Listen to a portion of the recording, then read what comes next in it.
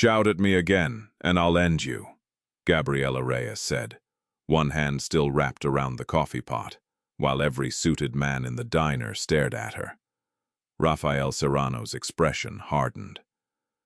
Elias Navarro stopped reaching for the brown collection envelope. Even Luis, visible through the kitchen pass, held a plate, motionless, beneath the heat lamp. "She's a waitress," Elias said. "Let me handle this." Gabriela ignored him.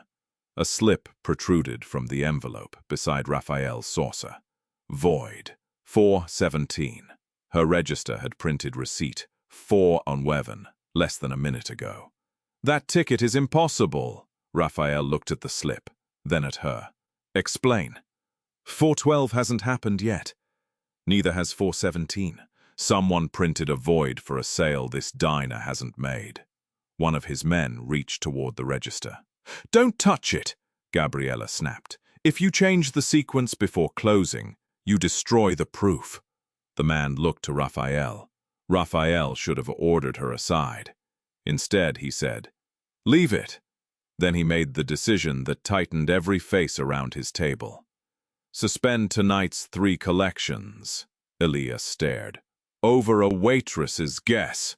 Rafael kept his eyes on Gabriela. "Over her evidence." Gabriela understood then that speaking had cost them both something. 36 hours earlier, she still believed the worst thing a night shift could cost her was sleep. Gabriela could tell a bad closing shift by the register tape before she ever opened the cash drawer. 36 hours before she threatened Rafael Serrano, she stood beneath the diner's humming fluorescent lights, separating receipts into neat stacks while Luis Ortega scraped the grill behind her. Her feet ached. Her black apron pulled tight across her soft waist, and the tip envelope in her pocket felt lighter than she wanted. Every dollar mattered. If she stayed disciplined another 4 months, she could finally afford the employee buy-in her boss had been discussing. Luis slid a plate toward the dish station. "You're counting again." "I'm checking." "You checked twice. Then this will be the comforting 3rd time." He smiled. Luis was one of the few people who never treated her caution like a flaw. Gabriela reached the final register tape and stopped. Table 12 had paid cash at 12:06. Table 23 at 12:14. Table 7 at 12:27. She remembered because she had carried all 3 checks herself. Yet each transaction had later been marked void. The drawer still balanced. Her night manager glanced over, already impatient. "Probably cleanup corrections." They paid. "Gabi, you're a waitress. Close the register." A couple arguing near the windows suddenly raised their voices. Gabriela's shoulders locked before she could stop them. For one ugly second she heard an older voice, a slammed cabinet, her mother whispering that everything was fine. Then Luis set a clean mug beside her. Gabriela exhaled and looked back at the numbers. "If these were corrected," she said, "the cash would be short. It isn't." She photographed the tape, folded one duplicate slip into her apron, and completed the close without erasing anything. At 1:43 a.m., a black sedan rolled beside the curb for the scheduled cash pickup, 17 minutes early. The next afternoon, her manager handed her a message. Rafael Serrano wanted Gabriela present during Thursday's collection, not just any waitress. "The woman who remembers table 23 paid cash at 12:14. Gabriela stared at the note. She had never told anyone outside the diner that detail, and Rafael Serrano somehow knew it. "You asked for me," Gabriela said, facing Rafael Serrano across table 6. "So don't threaten my co-workers and expect my help." Rafael's gaze stayed on her, steady enough to make the diner feel smaller, without him raising his voice. The brown envelope remained beside his untouched coffee. Elias Navarro stood at his shoulder, impatient. "We are missing cash from 3 locations," Rafael said. "Your diner is one." Then start with facts. Gabriela pulled the duplicate slip from her apron and set it beside Void, 417. This one came from Tuesday. Table 23 paid cash at 12:14. The drawer balanced. Someone voided it later. Tonight your envelope contains 417, but my register stopped at 411. That means the false record was created somewhere else before this diner could produce it. Elias gave a dismissive laugh. Or she is protecting someone. Gabriela turned to him. Then prove it without terrifying people who make $10 an hour. Rafael's mouth shifted, not quite a smile. What do you need? He asked. Closing reports from the other locations. Register sequence, cash pickups, tip-outs, kitchen close times. You get 3 venues, Rafael said. Until tomorrow night. And no threats. Elias started to object. Rafael answered, no threats without evidence. The concession unsettled Gabriela, more than anger would have. He had power to ignore her condition, yet he had chosen not to. His eyes dropped briefly to the slip in her hand. My condition is simple. If you see something that damages my people, you tell me. Gabriela held his gaze. If I see it, I tell you. Neither mentioned what they were withholding. She did not tell him about the earlier void photographs saved on her phone. Rafael did not tell her that the name Reyes had already opened a door in his memory he was afraid to walk through. Elias placed 3 folders on the table. Gabriela opened the first. 6 minutes before a restaurant supposedly sold receipt, 892. Its system had already voided 892. She looked up. This isn't just my diner. Rafael's expression changed. No, he said. Now it's mine too. Rafael stood close enough to read over Gabriela's shoulder, and she moved the ledger 3 inches away without asking permission. He noticed.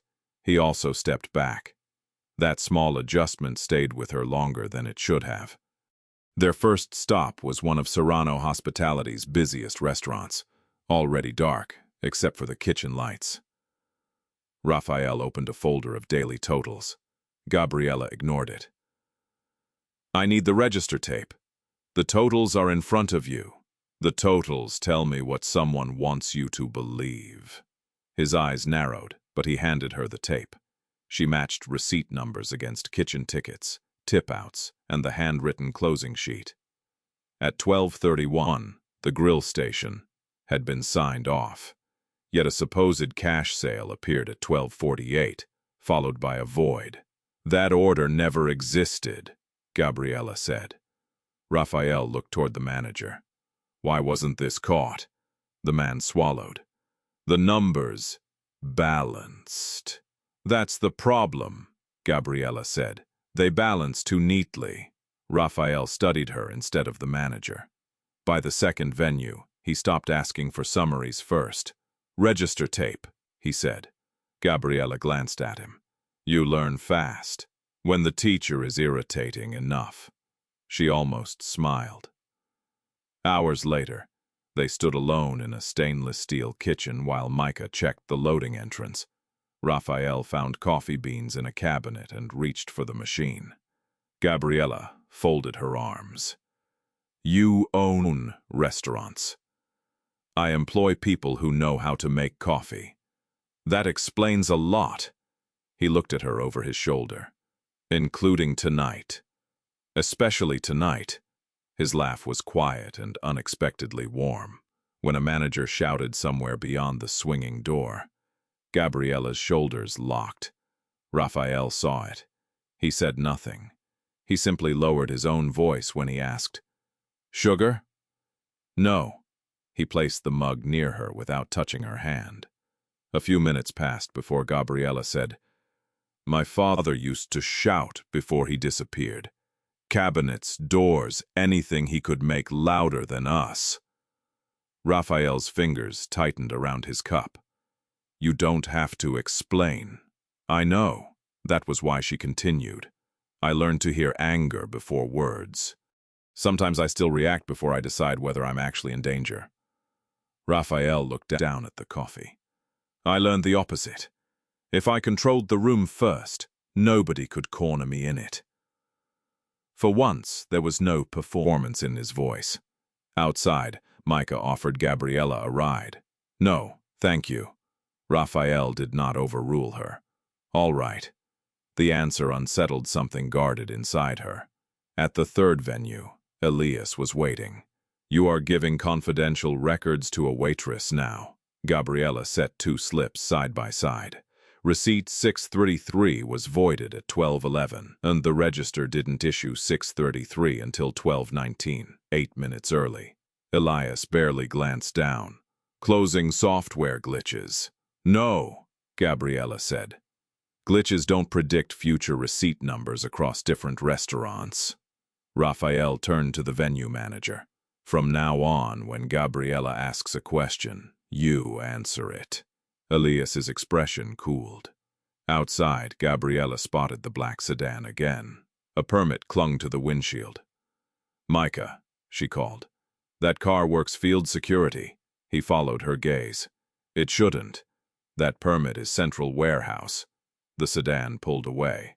By the time they returned to the first restaurant, Gabriela's ride was waiting at the curb. The work was done. Rafael poured the last of the coffee. You're free to go. Gabriela looked at the waiting car, then at him. She took the cup instead. 20 minutes, she said. Rafael's eyes softened. I'll take them. Before either could say more, Micah entered abruptly. The sedan courier just made an unscheduled pickup. The courier broke before midnight, but Rafael's victory lasted exactly long enough for Gabriela to see the photograph in his hand. Micah had intercepted the man behind a warehouse loading bay with 3 altered closing packets and nearly $12,000 taped beneath the spare tire of his sedan.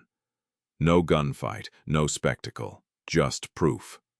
By 11:40, 3 venue managers stood inside Rafael's private conference room, while Gabriela laid out the sequence that had trapped him. She showed how the courier's papers repeated the same impossible receipt logic she had found at the diner. Rafael looked at the managers. From now on, Gabriela reviews every affected close before anyone acts on a shortage. Elias's expression tightened, but nobody challenged the order. Gabriela should have felt triumphant. Instead, she noticed Rafael holding an old photograph. Who is that? She asked. His face changed. Your father. The air left her lungs. Rafael told her Tomas Reyes had not abandoned his family. Years earlier, Tomas had been loyal to him, and during an ambush meant for Rafael, Tomas had stepped between him and the bullet. He died saving me, Rafael said.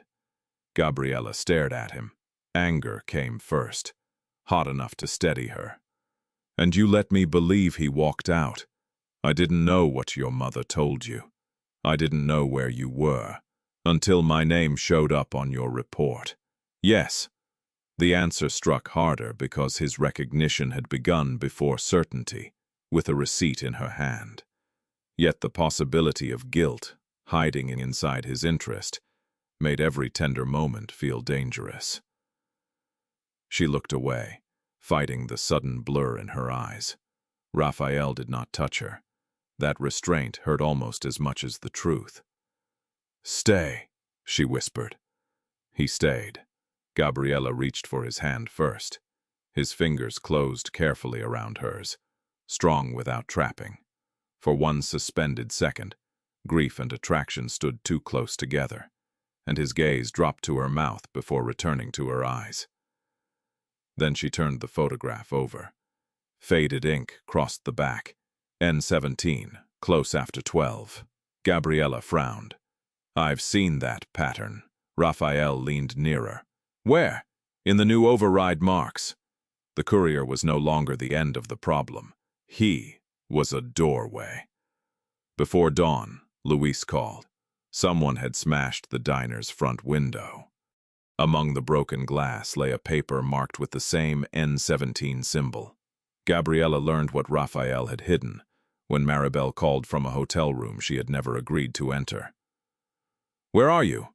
Gabriela asked, already moving toward the shattered diner window. "Someplace downtown. A man named Micah brought us here. He said Rafael arranged it." Gabriela went still. By the time she reached the Serrano Hotel, Noah was pacing beside the bed, while Maribel sat rigidly near the window. No one had packed properly. Their lives had been lifted out of place by someone else's decision. Rafael arrived 10 minutes later. "I moved them because the diner was targeted." "You moved them because you were scared." His expression tightened. "There is a difference. Not to the person whose choice disappears." The words landed between them with the weight of the promise he had already broken. Then Gabriela saw the folder on the desk, her address, her phone records, Noah's school, Maribel's pharmacy. A background trace, ordered the night Rafael first connected her surname to Tomas. "You searched my family. I needed to know who you were.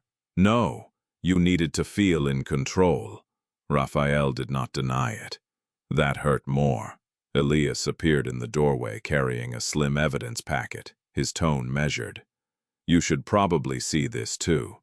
Inside were copies of Rafael's search orders, broader than Gabriela had imagined. Across the room, Rafael's phone buzzed. His eyes moved to a message from Elias. Gabriela had never turned over the N17 notation. His gaze returned to her. "You kept evidence from me." Gabriela's hand closed around the photograph in her coat pocket. "Because every piece I hand your organization somehow becomes something I'm not allowed to question." "That is not what happened." "It is exactly what happened." Noah broke the silence. "Gabi," she turned.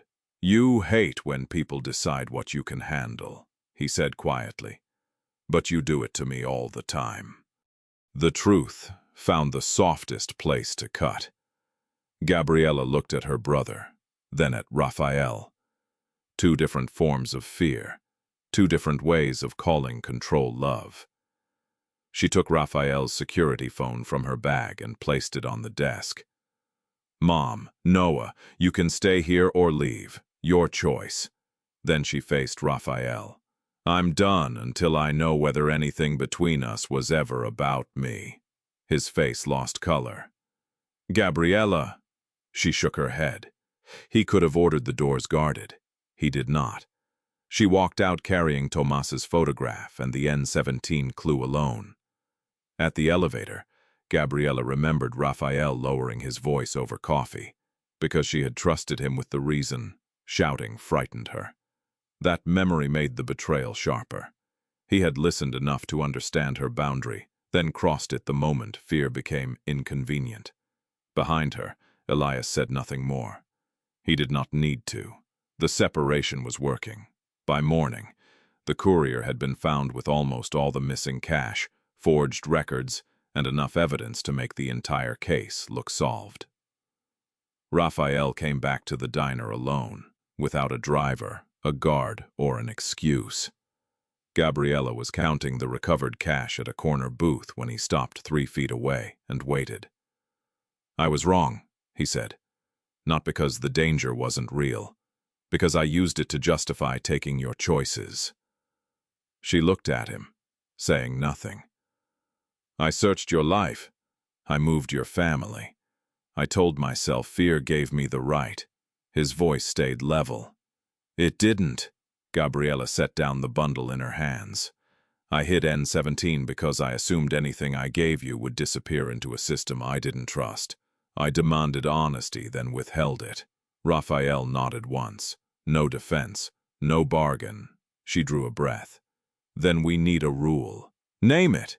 "Ask before you protect. Tell before you disappear." His eyes held hers. "Agreed." A minute later, he glanced toward the recovered evidence. "Do you want to verify it?"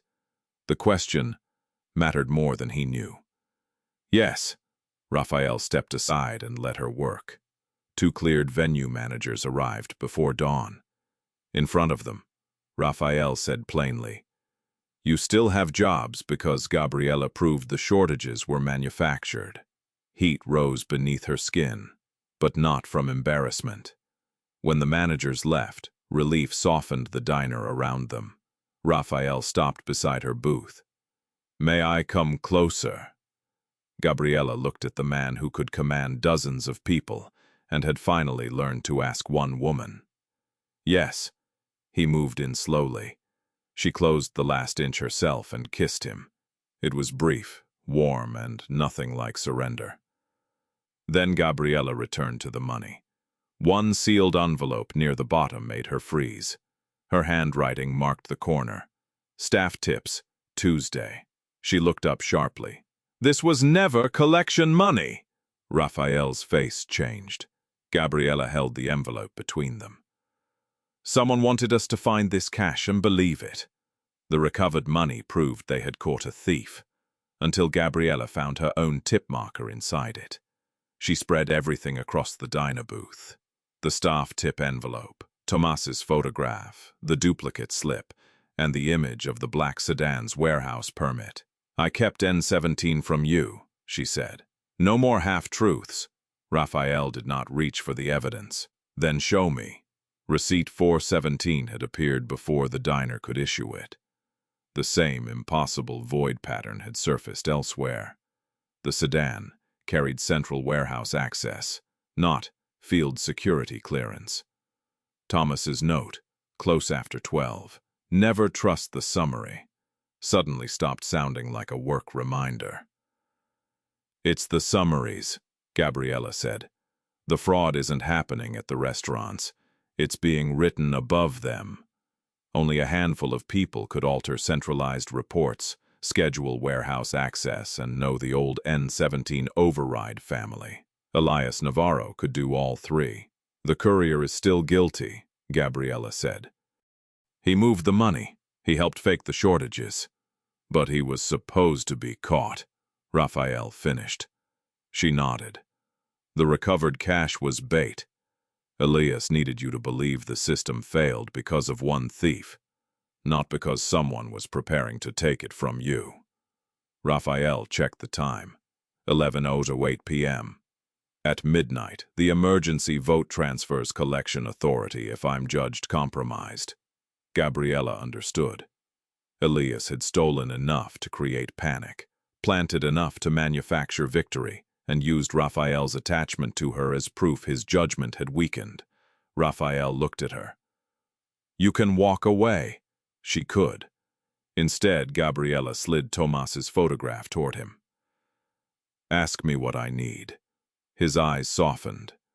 What do you need? Every manager, their original closing sheets, and 12 uninterrupted minutes. Done. At midnight, Elias would ask Rafael's own managers to hand him the system Tomas had died trying to expose.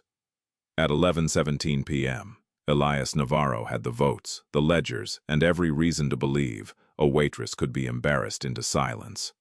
Rafael's flagship hotel banquet room held 12 venue managers, 3 senior operators, Micah near the doors, and 1 wall clock moving toward midnight. Elias stood beside a projection of the central summaries, calm as a man presenting quarterly earnings. These shortages began after Rafael involved an outsider, he said. His judgment is compromised. Several men looked toward Gabriela. Elias smiled faintly. No offense, but a restaurant service is not systems control. Gabriela set Tomas's photograph on the table. Good. Then this should be easy. A few brows lifted. Rafael did not interrupt. Gabriela faced him. I need the original closing sheet sealed until each manager gives me 4 things. Final legitimate receipt, final cash table, manual correction, closing time. Rafael could have ordered everyone to comply. Instead, he asked, anything else? 12 uninterrupted minutes. You have them. Elias laughed. You're handing operational authority to a waitress. Rafael looked at Gabriela, not him. I'm giving evidence, time to speak. The first manager reported receipt 642, last cash table at 11:38, one handwritten correction, close at 12:04. The second gave different numbers. So did the third. Only after Gabriela recorded every answer did Micah open Elias's sealed summaries. Gabriela placed them side by side. Venue. One shows a void for receipt 648 at 11:51, but 6 receipts after 642 could not exist before close. She pointed to the next page. Venue. 2 predicts its future receipt by 7 numbers. Venue 3 does it by 5. Different registers, different closing times, same upstream pattern. Elias's face hardened. Software reconciliation. No, Gabriela said. Software can repeat a rule. It cannot make 3 independent restaurants serve customers they never had. She turned Tomas's photograph over. N17. Micah placed the warehouse permit image beside it. Then Gabriela added the planted tip envelope. Central Access created the reports. Central Access moved the courier. Central Access planted money that was never collection cash. Rafael opened the archived N17 file Micah had found earlier. Tomas's warning, named Elias's override route 2 days before the ambush. The attack had not been random. It had been arranged to bury that theft system. One manager looked at Elias. Another slowly closed his folder. Elias's voice sharpened. You're letting a woman who pours coffee dismantle an organization she doesn't understand. Gabriela met his stare. That's why you missed me. I understand what your paperwork has to pretend happened on a real floor. Silence broke into questions. Micah moved only when Rafael nodded after the evidence was complete. Elias was secured without a shot fired. Then Rafael faced the managers. I can remove Elias and keep the system, he said. I won't. Several men stiffened. Compulsory collections end tonight. He lost millions with one sentence. 3 operators walked out. Gabriela watched them go and understood the cost. Rafael had chosen a weaker empire rather than asking her to live inside a stronger cage. 3 weeks after the vote, Rafael offered Gabriela nothing, and that was how she knew he had finally understood her. Elias faced charges for theft, fraud, and conspiracy. Serrano Hospitality survived, but smaller. 3 longtime partners left. 2 neighborhood contracts vanished. The compulsory collections stayed dead. Even when restoring them would have recovered millions. Rafael never pretended the loss was noble. It hurt. Gabriela respected that more than any speech. At the diner, the owner signed the employee financing agreement Gabriela had been working toward before Rafael ever walked through the door. Her savings covered her share. Luis bought in beside her. The first morning her name appeared on the ownership paperwork. Gabriela stood behind the counter in the same black apron she had worn for years and felt no need to become someone else. Rafael arrived after lunch. I heard you closed, he said. I did. Congratulations. That was all. Gabriela waited, almost suspicious of the restraint. Then Rafael added, if financing gets difficult, I can invest. No.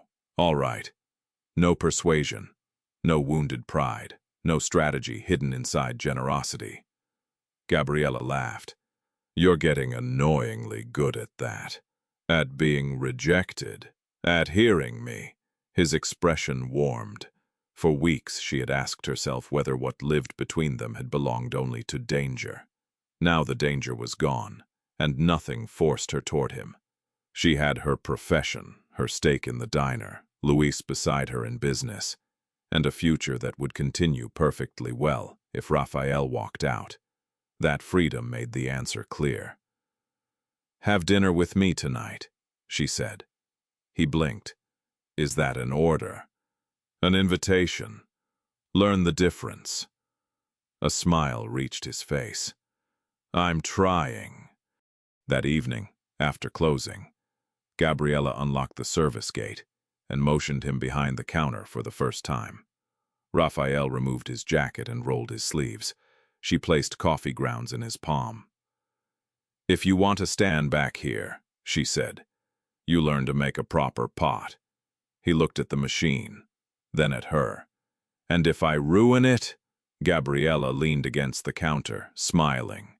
"Then I'll tell you the truth, and you'll make another one." 6 months later, Rafael still made terrible coffee, and Gabriela still refused to pretend otherwise. She owned part of the diner now and worked the floor because she loved knowing which regular wanted extra cream and which table tipped in quarters. Rafael's company was smaller, cleaner, and no longer built on mandatory collections. On Saturday night, they argued about closing early Sunday for Noah's graduation. "I want to lock up at 2, Gabriela said. Rafael considered it. "I think 3 gives your staff more hours." They voted for 2. Then 2. No pressure, no punishment, just an answer. Later, he brewed another pot. Gabriela tasted it and grimaced. "Too strong." Rafael sighed and reached for grounds. His phone vibrated. "Warehouse staffing issue," he said before answering. Outside, a black sedan passed without slowing. Gabriela watched it disappear, then turned back to Rafael. "Try again." He smiled and started another pot.